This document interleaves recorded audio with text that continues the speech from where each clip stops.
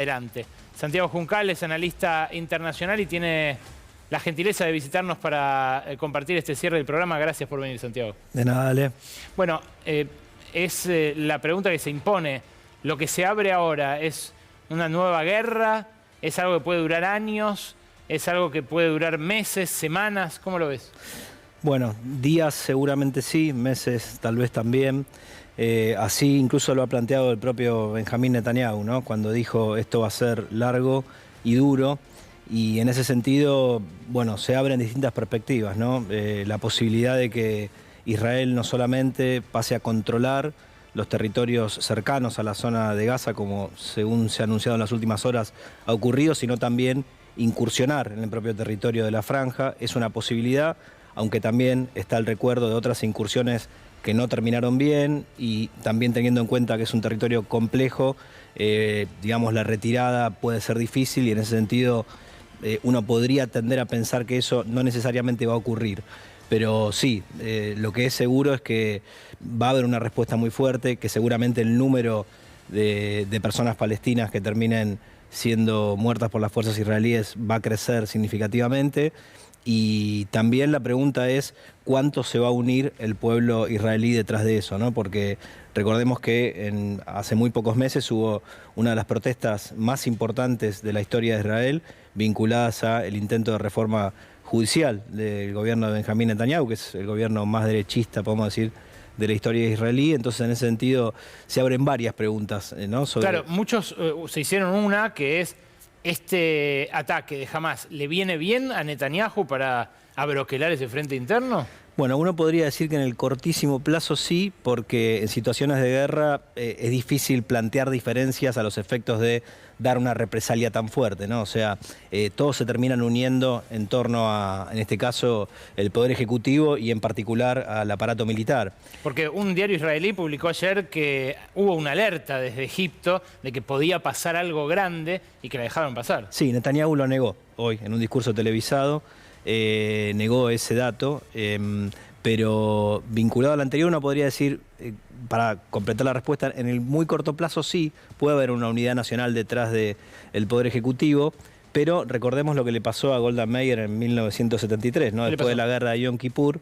Una vez que terminó la guerra, hubo un informe interno sobre cuáles habían sido las responsabilidades, sobre los errores de inteligencia como consecuencia del ataque simultáneo de Egipto y de Siria, y a poco de publicado el informe, a los pocos días tuvo que renunciar, ¿no? Precisamente porque había habido las fallas del Estado israelí de acuerdo a la inteligencia para prever esos ataques. Hablabas de Egipto y de Siria, y hay temores de que a Hamás se le sume Hezbollah. Exactamente. Que tiene más apoyo de Irán, logísticamente, sí, pero que expresa toda otra posición, ¿no?, respecto del Estado de Israel. Claro, se le abre un dilema a Israel en el sentido de si puede mantener dos frentes o tres frentes eventualmente a la vez. ¿Por qué? Franja de Gaza, el norte, justamente lo que podría ser un enfrentamiento con Hezbollah, más allá de que ya hubo bombardeos cruzados, ataques cruzados, incluso algunas muertes, y también lo que es Cisjordania, ¿no? Porque recordemos que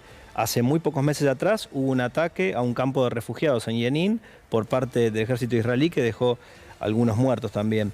Entonces, digo, esto que es claramente un ataque de Hamás inédito en la historia, que ha dejado muertes de civiles muy condenables, lo que termina abriendo es un panorama bastante, justamente inédito también, en el sentido de que las respuestas pueden ser múltiples y el conflicto puede tener una escalada a nivel regional. Sí hay esfuerzos ya de parte de Egipto, de parte de Turquía y de parte de Qatar para avanzar en negociaciones de paz. Lo que pasa que, obviamente, se pueden resumir en lo inmediato simplemente a intercambio de rehenes, a intercambio de presos, y no mucho más que eso, porque es obvio que la avanzada israelí hacia Gaza va a ser clara y contundente, como decíamos antes, ¿no? Santiago, ¿cómo juega Estados Unidos en esto? Porque justamente es el actor central en términos de abastecimiento de armas, pero también el que no pudo generar la paz con su intervención en tantas décadas. Efectivamente.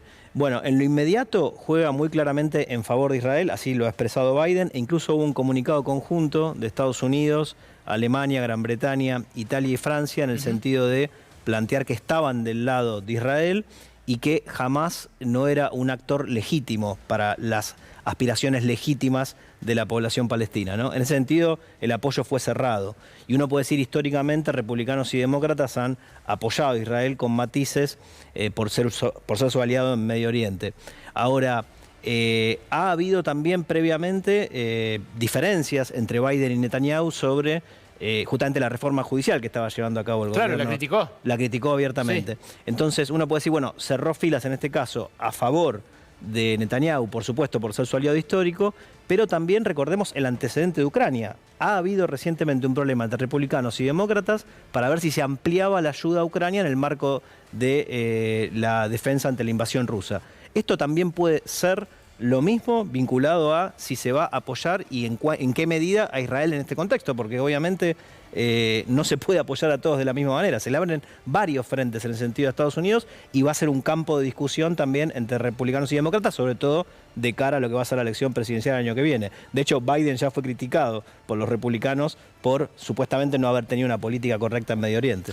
Una última. Esto que habitualmente tiene ecos, reverberaciones en el resto del mundo, sobre todo cuando uno de los actores es un grupo terrorista, ¿no? Se le puede decir de otra manera a alguien que hace lo que hicieron el fin de semana para infundir terror, ¿no? ¿Crees que puede desencadenar una ola, digo, no necesariamente en Europa, en Estados Unidos, en algún lugar del mundo, puede generar un reverdecer de la actividad del fundamentalismo o atentados aislados en otros lados? Yo tiendo a pensar que el conflicto palestino-israelí tiene sus particularidades y que en ese sentido, digamos, se va a resolver en sus propios términos, o mejor dicho, va a seguir en sus propios términos sin la necesidad de que aparezcan, en todo caso, rebrotes por ese tema en particular. Pero tampoco lo descartaría. Es decir, lo inédito del panorama hace que haya que pensar la estrategia de los estados, en este caso involucrados en el conflicto, y la de los movimientos que en todo caso pueden llegar a apoyar a Palestina de diferentes maneras, porque nuevamente el panorama es absolutamente nuevo en ese sentido. Es Santiago Juncal, a quien acaban de escuchar. Muchísimas gracias por la gentileza de venir acá. Y con ustedes nos reencontramos el lunes que viene. Fuerte lo que dejó el Brotes Verdes de hoy, con un invitado que no había hablado hasta ahora, al menos en este estudio, y que busca, Milei, colocar como una especie de compensación de sus exabruptos. Bueno, quizás haya que escucharlo con especial atención, escucharlo de vuelta. Ya saben que todos nuestros materiales también suben a YouTube y a las redes. Los esperamos en